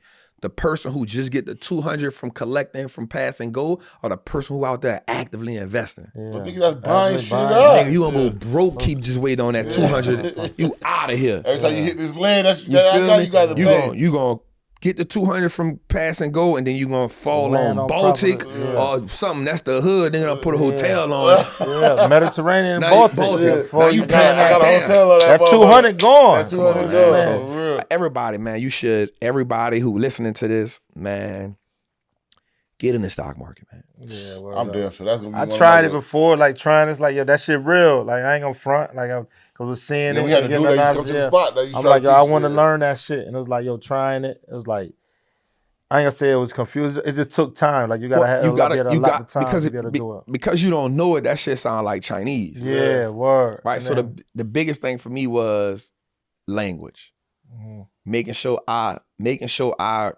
know. That's why I say I'm not gonna change who I am yeah. because I know who I'm talking to. Mhm. So you get on my shit, you gonna see a bacon soda, you gonna see a triple beam Yeah, on my you got shit. the- yeah. You know what I'm Shit saying? set I'm up, talking yeah. that shit on my shit. Shit is You set know up. what I'm I told saying? you, I be watching this shit because, It's like he said, we used to have somebody used to pull up on us, and I used to hear like the little shit, but I'm like, damn, man, how do you like, you know what I'm Get saying? Then I just had confusing. one of my homeboys that worked at Tesla, and that was the gimmick. He worked at Tesla. Yep. He had stock in Tesla, Yep. but once he couldn't work for them no more, they took all his. You get what I'm saying? They took his share. He went because he like, man, I can't go back to work. They about to take my shit. I'm like, they gonna take your shit? Like, hell yeah, because that's the part of the job, like being an employee. They give you, so it's just like, damn, son, that stock shit is really the one. It's America's game, bro. Yeah. So let me ask you, how you feel about the crypto market? I think it's another asset that you should have. Mm. All right, I got about 250,000 in it. I just buy 3 things. I buy Bitcoin, Ethereum, and like this one more other one. It ain't my field, Right, right? But I just buy the big dogs. right. Like, I just buy the big Play the dogs. big dogs, You right? dig? Like I ain't like it's not an investment. Like we gotta realize that you not gonna work your way to wealth. Right. Yeah. Unless you go to college, you can get a dope ass CEO job. And you're gonna be in that bitch for 10 years, 12 years. You gotta work your way to wealth. I mean, you Right. gotta invest your way to wealth. Your freedom ain't never gonna be given to you. And as long as somebody giving you a job, and that's what they doing, because you gotta apply for it, and they gotta say, "I want you to work here." So they're giving you a job, they're giving you an opportunity. That's cool, but they not gonna never put you in a position to be them. But you still can get that. Mm-hmm. You just got to learn how to invest your way to get there. And the investing game is so dope for me is because there's no limit on what you can do. Nobody can't put a cap on how much money I'm gonna make. Yeah. You know what I'm saying? Bro, I woke up maybe like 2 weeks ago. I'll be on live, right? I'm just hitting the screen. That thing went from 31K, I hit it again. That thing went to 62K, I hit it again. That thing went to 77,000. The people like, God damn. Don't get me wrong, I got money in there. Like my money is there. Right. I'm a like, and for me to go broke, the market will have to. They got to turn a switch off and say no more stock market. Yeah. It's on. We shut it down. We no longer open for business. I'm gonna probably lose about 80% of what I'm worth. I believe in it. Cause when they shut down, they ain't turned the switch off on that bitch. And they ain't turned that bitch off in generations, my nigga. That bitch ain't gonna go nowhere. Crypto gonna do its thing. It's a great asset class, but you know why it's not gonna know why the stock market ain't gonna go nowhere? Because 56% of the businesses in America are on that market. 56% of the businesses in America there. You ain't gonna name a business that ain't let's go. Nike, AT&T, McDonald's, Amazon, Apple. Like we could go down a list. Even shit you don't even know. Talk about, Dollar Tree, Dollar General, Best Buy, Bed Bath & Beyond. We could keep going. Victoria's Secret, Ralph Lauren. We could keep going. Crocs, Timberlands, VF Corp. We could keep going. Everything around this motherfucker. Louis Vuitton, Moet Hennessy. We could keep going. Yeah. You feel me? We can keep. They got people that make the styrofoam cups. They the microphones. We can Ocean Spring. We can keep going. Yeah. 50-something% of the businesses in America are on the stock market. And go a little further, the wealthiest people in America, their wealth is tied to the stock market. Yeah. Say it again. It's all they shit in the stock market. They don't give a fuck about me, but they give a fuck about them. Yeah. They ain't going nowhere. Yeah, I want to stab back at that shit. I ain't gonna front, but I think gotta it's give more that of shit. like, yo, with being, when whomever is like educating me. That's important. Yeah, to be able to relate, because educator. it's like, yo, trying to jump into that and still deal with everything else. Yeah. Like, yo, because I tried, I had the niggas pulling up on me every day. Yeah. Had me set up with the little shit, the little tutorial. Yeah. Where you playing with just the little Yep. fake money and shit. You know what I'm Yep. saying? I'm like, man, this shit. And then it get frustrated. I'm like, man, I ain't getting it. Like, yo. So I think one of the things too is, I don't think people should start off trading. Yeah, see, okay. It's one of the worst things you could do with somebody. That's what he was teaching us, trading. Yeah, you're not gonna get that shit. Word. It's gonna be hard because you gotta grasp. So I help people first. We start off with buying great companies, buying them at a good price, because what happens is that helps you understand how the game being played. Right, and that'd be the thing. Like, people be trying to take people, and I know why people do it, because again, most motherfuckers got money problems. So the quickest way to try to get some money is to teach you how to trade, but not knowing that's gonna hurt you. Yeah. Right. I remember I had a homie, bro, and he jumped in the game, started hustling, and I was telling him, I was like, dog, like, don't jump in this game like that. Like, I'm talking about the streets. And I was like, bro, like, chill and navigate your way through it to learn. But he was like, man, my cousin on, and my cousin gonna plug me. I'm like, all right, bro, like, I ain't tripping. You mad, nigga, because you ain't. I'm like, all right, nigga, go get it. Probably was hustling for like 3 weeks, bro. His cousin put him on, gave him like 60 pounds. Off the rip. He wasn't ready for that. Bro. We know that. Second deal.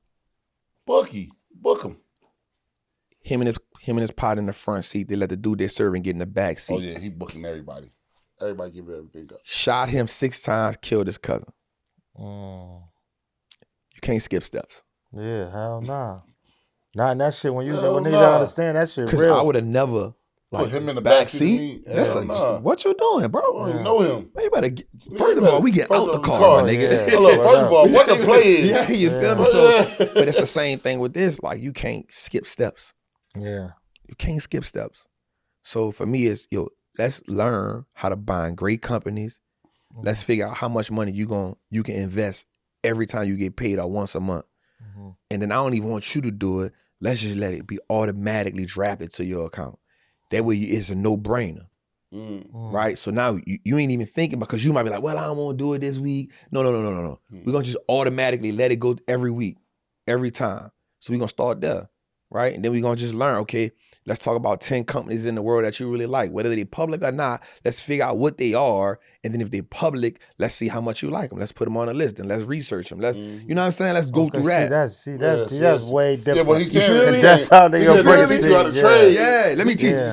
You like trade shit. I'm out of this. You like, whoa. Trade, that way you draw. That You shit show how to fucking trade. me Like, up. I gotta draw this. Because that's what he did. I'm like, man, what? Yeah, that It's trade like, game, you gotta be in that shit for a minute. Yeah, It's hard because for having a somebody. pay, you was like, you had. I'm like, all right, fuck it. I'm making this little bread. I'm gonna take this bread. I'm gonna invest my bread. I'm gonna take. I got this extra amount. This gonna go into something. Yeah. But let me put it into, like, you know what I'm saying? Yeah, but I still want to be knowledgeable. I don't want to just be throwing bread. Yeah. Then it's don't know how my bread making this or why or this and this and that. So it's like, to be knowledgeable of it and educate. I'm into that. So it's like, I'm definitely got to tap in with you. Yeah, man. That's I got a saying, if you allow them to feed you, get them permission to starve you. Right? And it's, if you give anybody the freedom or the power to put food on your plate, they also got the power to take it off. Yeah.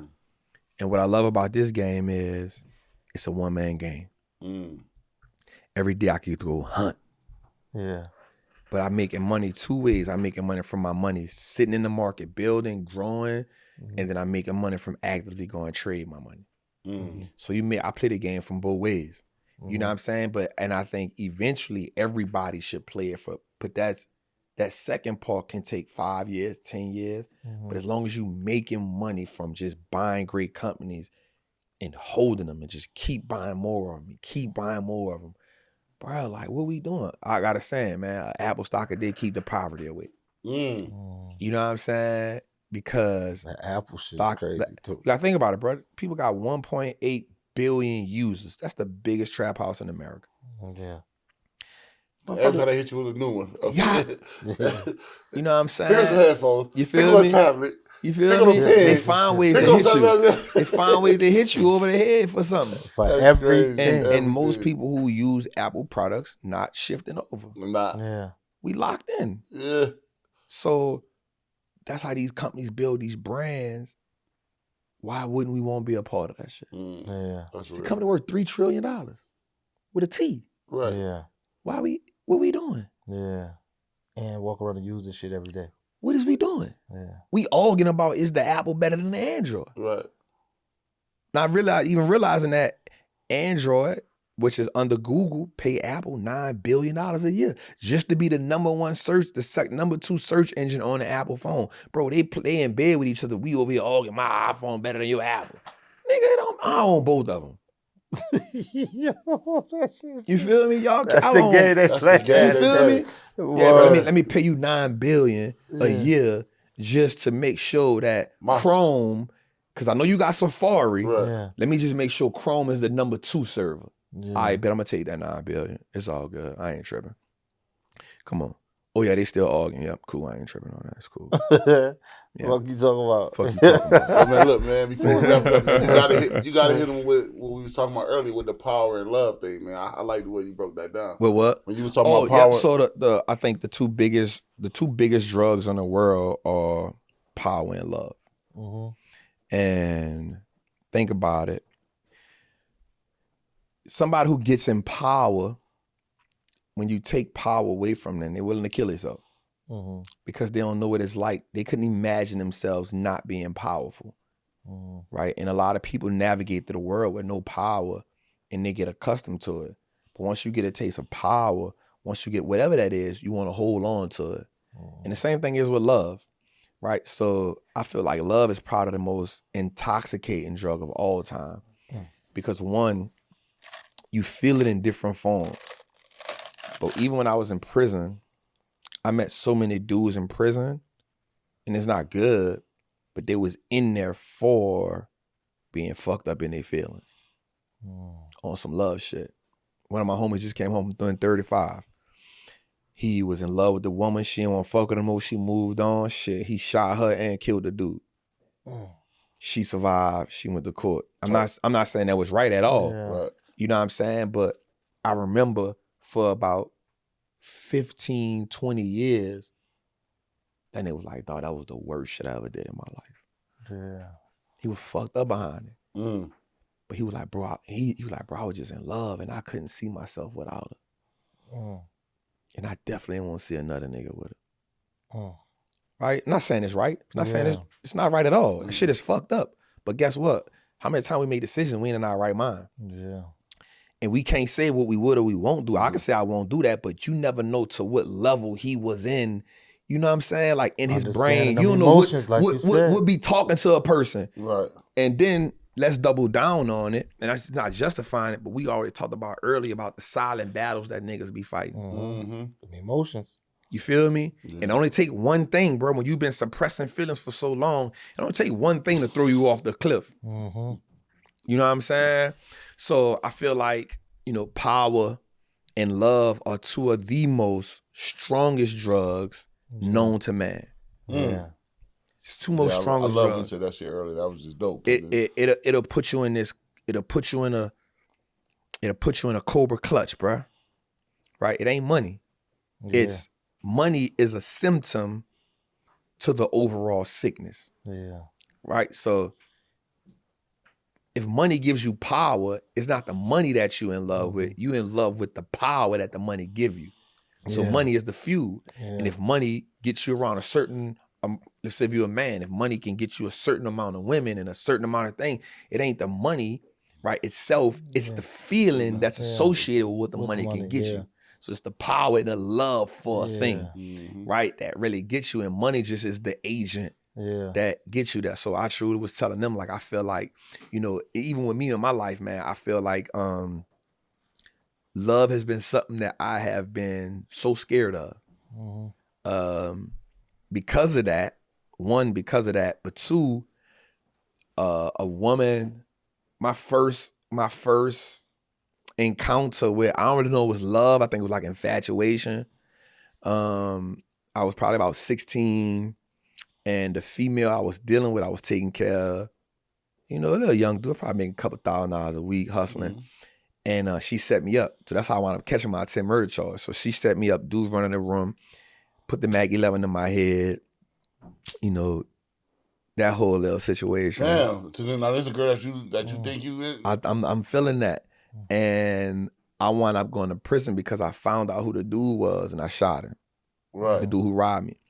And I think for a long part of my life, even, and that's one of the things I go to therapy about now, because I have been in situations where I can say that God has put some amazing women in my life. As far as nigga, I won't be in love, nigga. You know what I'm saying? Nigga, I done got too successful not to wanna, I got a little one, but I want that family structure. I want that shit. But I realized like it's probably the last 3 years, but the last women that I've dated seriously, like they were great women, but the same situation kept happening to me. Emotionally, once I got to a certain part, I just withdrew from it. I just was like, nope, I can't do that shit. And I started having anxiety. I started fighting myself like, yo, I really won't fuck with her. But something in me just kept triggering me, bro. And I'm talking about having anxiety, my nigga. Nigga, did you hear what you just said? Yeah. When I was 16, a girl that I love sent some niggas in a room and put a mat. And that shit fuck with me. Nigga, that shit gonna fuck with you. Like you said, you gotta go to... But I was coping with it because I treated it as normal. Yeah. And so when I've been going to therapy about it, you know, just my whole life, I've been going to therapy and we've been talking about it. And I remember the last female I was dating, I probably can say she was probably the perfect woman, bro. And I knew I was fucking that up. Not in the way where I was cheating on her or nothing like that, but I felt like, damn, I'm about to fuck this up. Cause I ain't there. My emotions done jetted. I don't know how to bring them back. You know what I'm saying? And so I remember going home crying. And I was like, damn, my nigga, you gonna die lonely, my nigga, if you don't fix this shit. So she was so good. Me stop dating her forced me to go to therapy. Cause I was like, nah, if we don't fix this shit, this is gonna be a recurring event. And nigga, you don't want to be old, rich, and lonely. Now, what the fuck you don't want to be? And so that forced me to go to therapy. And so as I've been going to therapy, bro, like just dealing with them emotions. And that's why I'll go back to that, bro. Like we gotta deal with them emotions. I remember my therapist told me, he was like, it's gonna be uncomfortable. I said, my nigga, check this out. I mean, almost kidnapped. I'd have been shot, stabbed, and some more shit. Talking about my feelings is not gonna be hard. Just make sure there's a cool spot for me to talk and we can talk, you hear me? And so, bro, that shit has been and I just been in and out for like 4 months. But that shit just been like 3 months. That shit been a game changer. Yeah, fire. You know what I'm saying? I think everybody need that shit, honestly. Yeah, bro. Yeah, bro. So that's been, therapy. you know, just to talk about that, just the power and the love. And for men, we haven't taught how to be vulnerable enough to go all in on the love. And I think sometimes we made love as a coping mechanism, right? Like, and I think that's what happened with my homie. I think she did so much for his life. Remember, he was young when he did it. So I think she provided such a safety for him. Again, this is not me justifying what the fuck he did. But I think that was probably the safest he ever been. And to lose that pushed him. And over the edge. And then lose it to a nigga and be like, yeah, nah, this nigga got that? Like, pushed him over the edge. Right. And so I think for men, we need to learn how to navigate whatever those feelings are so that we can love in our most vulnerable space, because love makes us vulnerable, and that's another space that we ain't been comfortable with. Vulnerability. Nigga, what? I'm a power being. I'm supposed to be powerful. I'm supposed to be a protector. And so when you feel like that's taken away from you, shit, what else you have as a man? Like, nigga, what? I don't want to be weak. But love is not weakness. It's actually a strength. To tell a woman you love her and sacrifice for her, and to say that you're willing to put her well-being before yourself, nigga, that's powerful. That's powerful. Think about God for a second, right quick. Even whether what you believe in or not, you know, whatever, but just think about giving up the one thing you created to help somebody else out. That's love in its most authentic form. So we gotta be willing to do that, man. That's real. Yeah, That's man. real. That's what I got. Yeah, that's hard. That's hard, This man. nigga Oh trapping. man, that was Man, dope, man. appreciate Hey man, it. tell me your motivation, man. We ask people that too, man. What's your motivation, man? Man, my motivation for just being trapped, outside of just saying, you know, like my daughter, is I think that we all are change agents. I think that we all have the power to change somebody or people. I think we all have an assignment. And so for me, man, I'm just trying to align with my assignment, bro. And I think, you know, the things that I went through in my life was to get me here, because I feel like what I've been through is so relatable. We might look at my story and be like, damn, that's some crazy shit. But bro, there's 8 other niggas in the hood that went through the same shit. You know what I'm saying? That go through the same shit. So for me, it's my change agent. Is finance is just something I talk about, but I think it's just the physical representation of what Wall Street Trapper represent. You know what I'm saying? So I think my motivation is, in my heart and in my mind, I feel like I can go get niggas out the street and get them on stock market, bro. I ain't gonna lie. You know what I'm saying? I think I can fuck with shit. you. I'm talking to Big Nate. Yeah, I'm I'm kicking fucking my with year you. out with you. I'm fucking And guess with what? you. That's why you say to the beginning of this episode, they gonna find They out gonna who find Wall who Street Street Trapper Trapper is. is. It's a Word fact, That's bro. hard. That's hard. Man, before you go though, man, tell them your IG, tell them where they can find you at. You got Patreon, you got everything. So Yep. write So it down. just every Tuesday we do a show on YouTube. It's called Trapping Tuesdays. Right. You can find that on YouTube under Wall Street Trapper. And then on Instagram is Wall_Street_Trapper. Blue check, probably got like 1.4 million followers. So, yep, rock with me, man. Follow me. Man, I'm on Let's you. go. You gonna be like, Big Nate, get off my phone, man. Leave me alone, man. I need to get in that shit. It's all for good, real. man. And you already know, man, this Fat Nasty Podcast, That's man, right. on half of the Belly Gang Let boys. me put my belly on your butt, you heard? And we signing out, y'all. Love. Yeah. I'm